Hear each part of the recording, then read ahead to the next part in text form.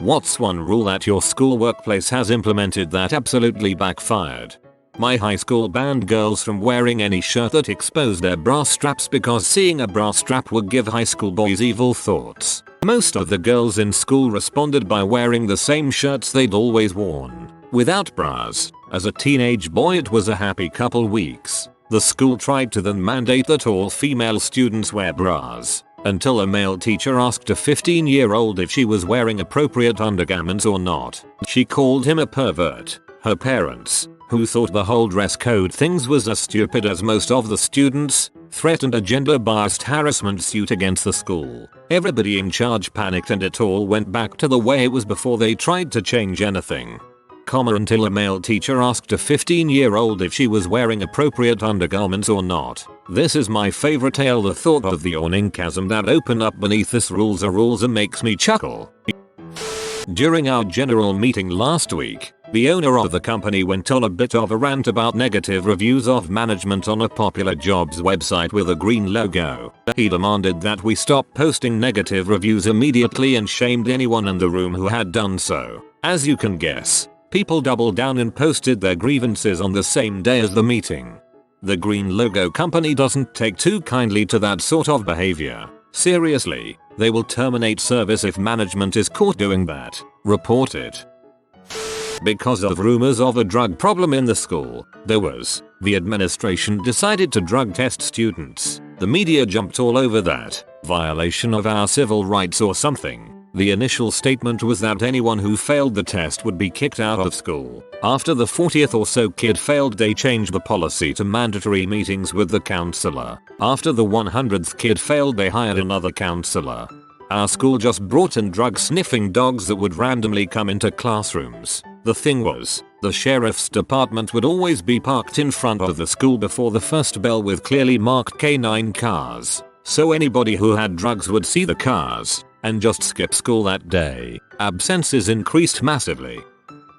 No personal conversations. The office would be silent for hours and motivation took a huge nosedive. If the owner heard a personal conversation, he would call the person out and yell at them. God, that owner was a dong. Glad I got out. I took over managing a group whose previous boss had this rule. Productivity skyrocketed. The part I'm most proud of is the employee I was warned about being lazy and belligerent became one of my best assets. All it took was to treat him with respect. My old boss tried implementing an incentive scheme for the underperformers while anyone who consistently did well received nothing. 3 of us quit within a month. We used to be allowed to stream music etc on our computers. Spotify was an approved program and would come installed on your computer. Someone complained about productivity despite us always doing our work, and so they banned streaming of any kind on our computers. But now everyone just listens on their phone, so you walk around the office and nearly everyone has their phone out now, so it looks even worse when sponsors come into the office. Yo, Pandora, Spotify, and YouTube are easily my best work friends. Banging out emails all day without listening to music would be borderline unbearable. Work instituted a points system for being late or calling off sick. Accrue too many points and you get written up, fired if it continues. They doled out the same number of points whether someone was a minute late or called off altogether. And if an absence lasted up to 5 days, it was still only one absence. So anyone who overslept or encountered heavy traffic and was running late would just stay home for the rest of the week. After several months, they decided that being late was only worth half a point. In our office, we're not allowed to have more than 14 consecutive days off. So one guy booked a cruise for a month, booked off 14 days, then 1 day back, then another 14 days off. He called in sick on his 1 day back. We weren't allowed to be friends with kids in grades above us, but we could be friends with kids in grades below us. That rule didn't last long. Turn to your left and shake hands with the person standing next to you. At an industrial site I used to work for, they introduced an absolutely no overtime policy. The people that most commonly worked overtime were the maintenance guys. They had to cut out their preventative maintenance in order to make their hours while being available for all shifts. It took 3 months of daily breakdowns before they decided to try something else. How more maintenance would be a good compromise to that rule? Boss insists that lunchtime is from 12 o'clock 12:30 p.m. No exceptions. Lunch is not paid time. The second day he comes in hot to trot with something for me to do between 12 o'clock and 12:30 and needs it done right away. I look over at my clock, which says 12:09 or whatever, and say, you said yesterday that lunch is from 12 o'clock to 12:30. No exceptions, and went back to my sandwich. If I don't get paid from 12 o'clock to 12:30, there's no way in heck I'm working for free. College removed chairs in cafeteria so people wouldn't hang around. Now people just don't eat at the cafeteria. It's a ghost hall and most of the food is thrown away daily. Really sad. God forbid anyone socialize in a building of the college they're paying for while eating food they are also paying for.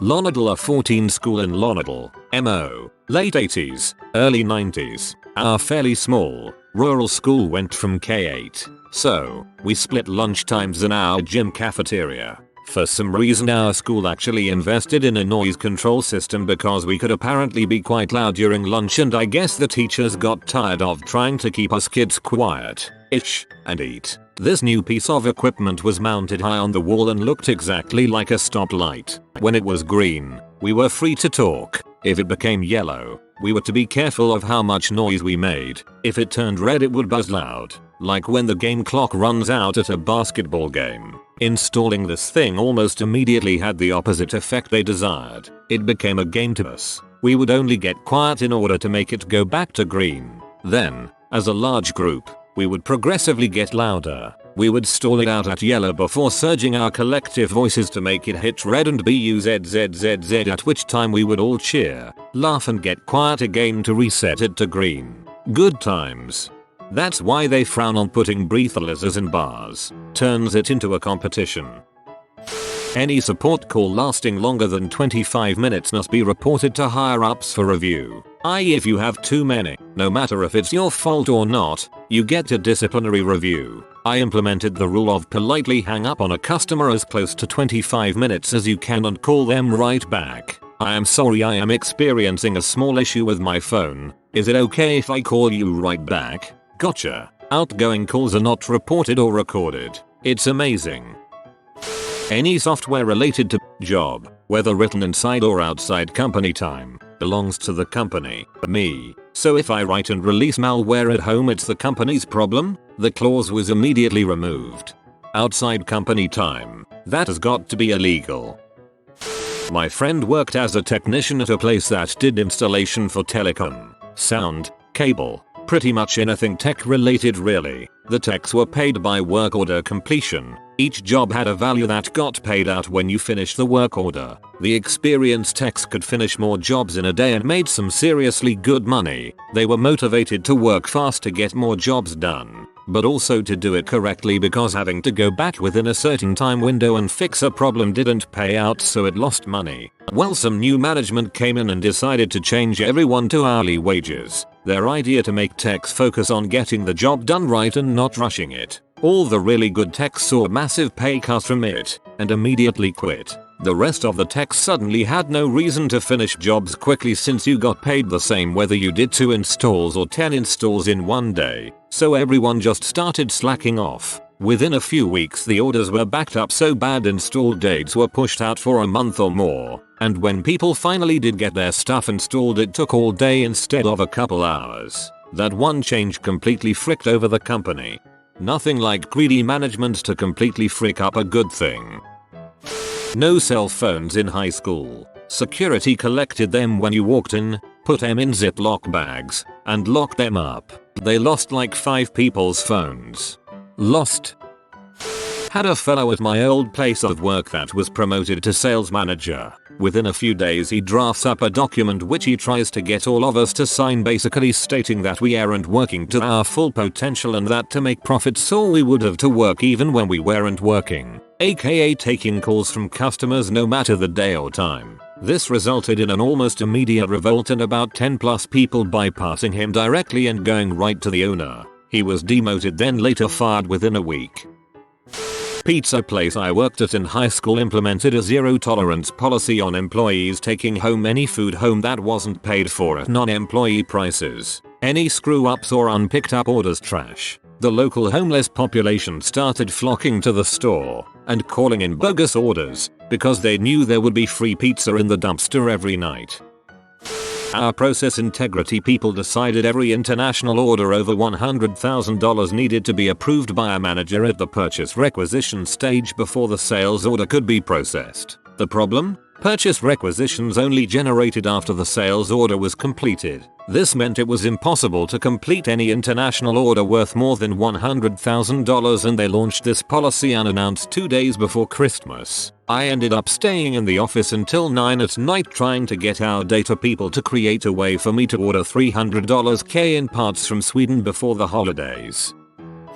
I was told this story when I was in the army by a parachute rigger. The workday in the army is 9 o'clock 4:30. Riggers packing troop chutes had a daily quota of 35 chutes. Once they got good at it, these guys could be done by 2:30, which is a very nice workday indeed. Well, they got this new captain who decided that since these guys are getting 35 done by 2:30, then obviously making them work until 4:30 would increase output even more. So of course that unit's numbers went way down, and the 35 and you're done for the day was quickly reinstated.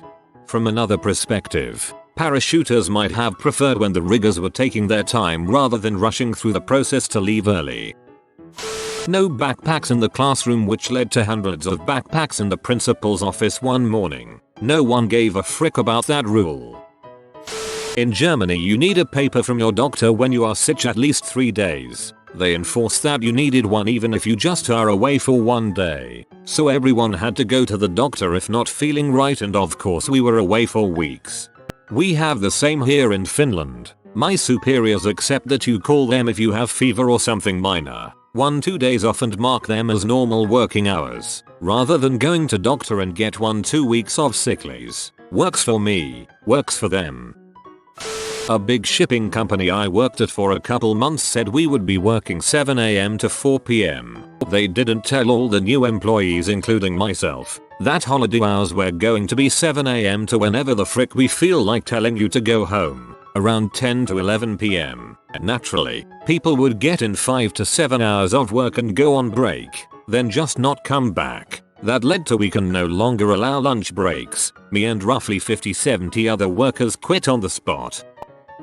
The deputy head of our school banned fidget spinners, and rightly so. In his defense, they were everywhere. On the final day of year 11, someone hacked his school intranet login and edited the bulletin, leaving a notice in his name, saying that fidget spinners were now not only unbanned, but mandatory, and that aficionados could come to his office and learn tips and tricks from him.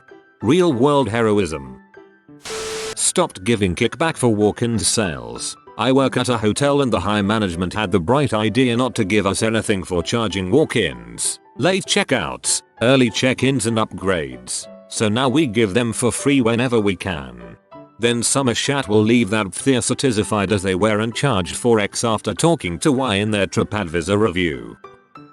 It was actually my rule. When I was managing a store, my rule was that the closer had to do all the closing work and mark the checklist, and I would check it the following morning. However, I put a loophole in. If you close tonight and open tomorrow, you can come in early the following morning. I was really the only one who closed and then opened the following morning, and I knew that on many of those days I worked 10 hours with non-stop managerial work. So instead of staying late to clean, I like to come in early and do it in sunlight. Well, one day I followed my rule, and the next morning I woke up sick and had to call an employee to cover. He showed up to a dirty store, opted not to clean, and then got written up when the owner made a surprise visit. I didn't close, so it wasn't my job, and the owner said you work here and the store is dirty, so it is your job. I then had to go tell the owner that it was my fault, and he still responded regardless of what you did or didn't do. He came into a dirty store and did not clean it. That's not acceptable.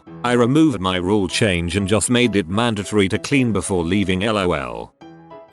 A few years ago we weren't allowed to stand in groups bigger than 4 at our school because this old teacher told us it was gang behavior and encouraging gang violence. One day my entire year of like 100 plus people got in a massive group screaming gang gang and throwing gang signs on our school field, so they had to bring every single teacher out to try and split us apart for a straight 20 minutes. Best school day ever.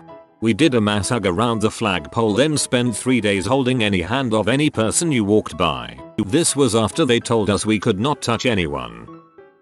A nursing home in our area thought it would be a great idea to bring back the traditional white nursing caps. They made it mandatory for all female nurses to wear during their shifts or be written up, and eventually pointing yourself out. Male nurses were not included. About half of the staff quit within the first 2 weeks. Several started working at my facility. The others that stayed said that the residents and families of residents laughed and made fun of the nurses constantly. Pretty degrading and chauvinistic comments. Basically about 3 months after this all went down, someone from corporate came in and fired all the directors who implemented the uniform change, and everything went back to normal. Several nurses stayed with my company, but a few went back when the rules changed.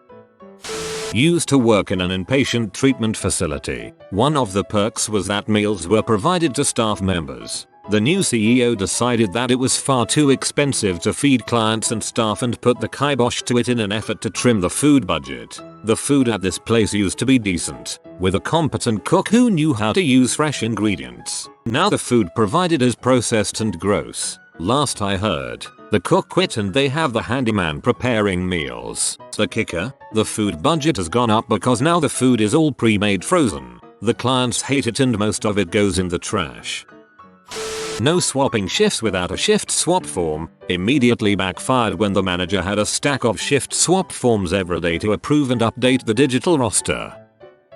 My middle school tried to prohibit students from bringing backpacks into class. You could bring a purse, bag, etc. However, just not a backpack. They wanted students to either stop by their locker before every class period, impossible without being late, or carry a large stack of heavy textbooks around all day. Due to the latter reason, the rule got cancelled within a week. This was in 1998-99, so I'm not sure what they were trying to achieve with this rule. One job I had a nails should only be in neutral colors rule. Every rule was enforced rather strictly except for this one, because per the words of a manager, every woman would get written up.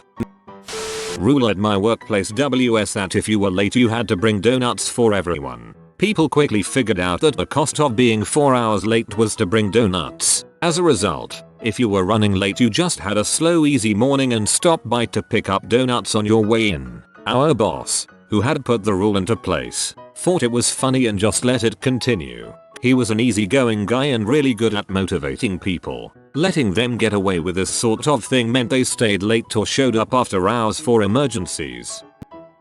Not me, but my friend's old place. My friend was one to show up a half hour early before work and was a commission-based salesman with salary, just like the other salesmen, who would always show up barely on time to hours late. Friday night comes along and management decides to hold a meeting to announce the new policy. If you're late, you go home for the day, and if you're late 3 days a month, you're fired. The weekend goes by and everyone is on time.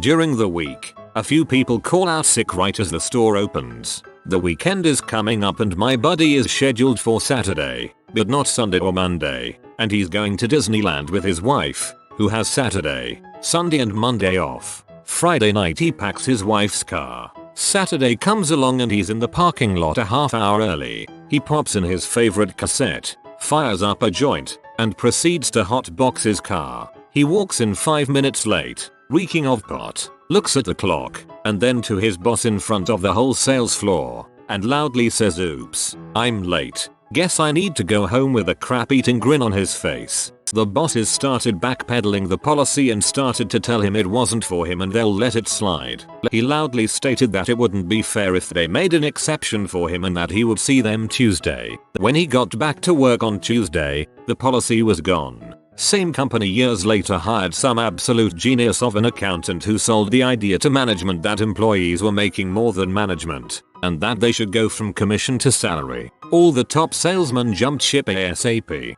The remaining bottom feeders got a raise compared to their normal salary and commission, and they didn't have to do crap all day to get it. Less than a year later, they shut their doors for the last time.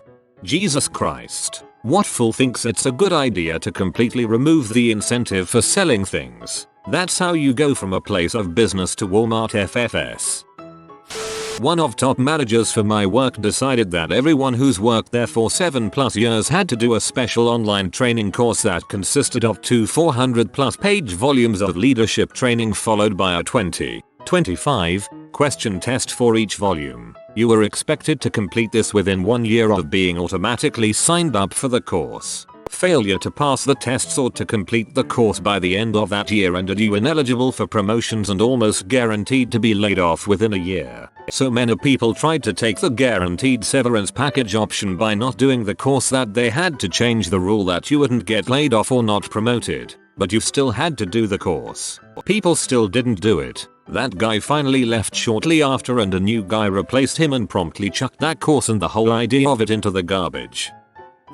When my school moved to a newly built site, they also tried to establish a new rule or set for a new generation or something. The first one, because they loved their fancy new building so much, was that nobody was allowed to leave the building until the end of the school day, including breaks. The front door would literally be locked unless there was a fire alarm. Suffice to say either nobody turned up or a lot of fire alarms were pulled before the rule was thrown away. There were also military-style uniform inspections at random throughout the day, and they looked at us, I was in 6th form, to set the example for the kids. However, they were so overzealous and dictatorial that it became comical, and we all very quickly stopped caring and told them to send us home or get lost and stop treating us like trash. There were more stupid rules like this, but our first group of 6th form ended up tearing them all down in a couple of months.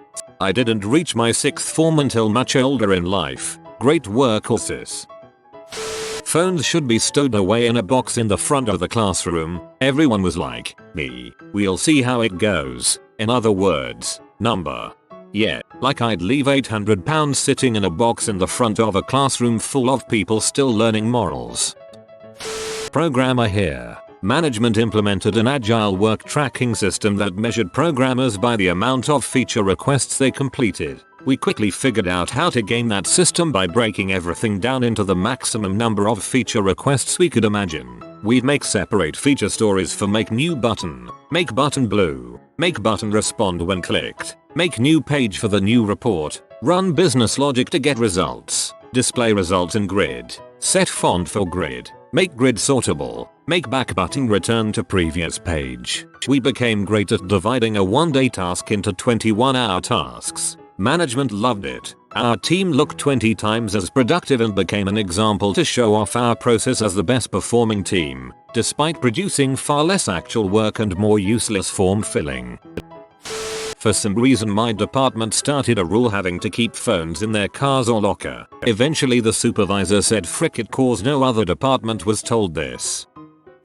No N-words in the Huck Finn. Our high school teacher made us buy the censored version for his class and numerous parents complained about the censorship as well as the added cost. Since our school library had sets of the original we could have read for free.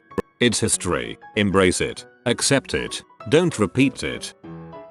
Oh gosh. In school back in the day we participated in a diversity-driven activity carried out in the form of the Wall of Tolerance or something along those lines. Basically we had to write down stereotypes and put them up so we could tear them down. It ended up looking like the Wall of Racism. It was so bad. I'm just glad we didn't end up on local news. Way back in the antediluvian days of the 20th century, I worked as a government inspector in one of the larger US states. This was before the advent of government employee unions. Each fiscal year, the personnel department would come up with proposals for reimbursing employees for official travel, discuss it with an employee association, and send it to the state legislature for rubber stamping. One year, someone came up with the bright idea that travel reimbursement should cover more than overnight trips. Employees who were required to travel more than 25 miles from their headquarters should get a lunch allowance. My guess is that no one looked hard at the proposal, and those that did were thinking of staff who went to occasional meetings, not people who were on the road every day. Well, my agency had the state divided up into districts. Inspectors in the districts were on the road almost daily. In my case, it was a combination of overnight and day trips. It was pretty common to be more than 25 miles away from my office,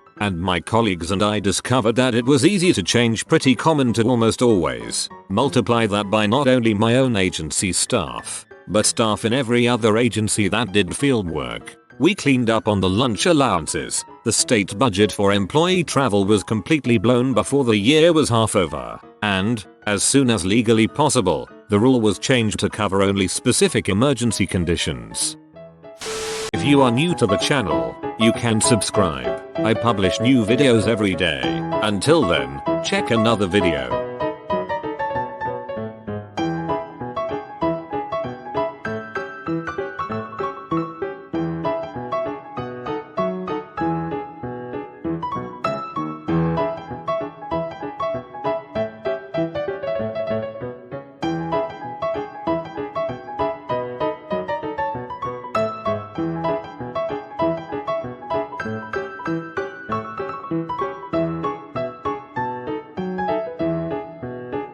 Bye for now.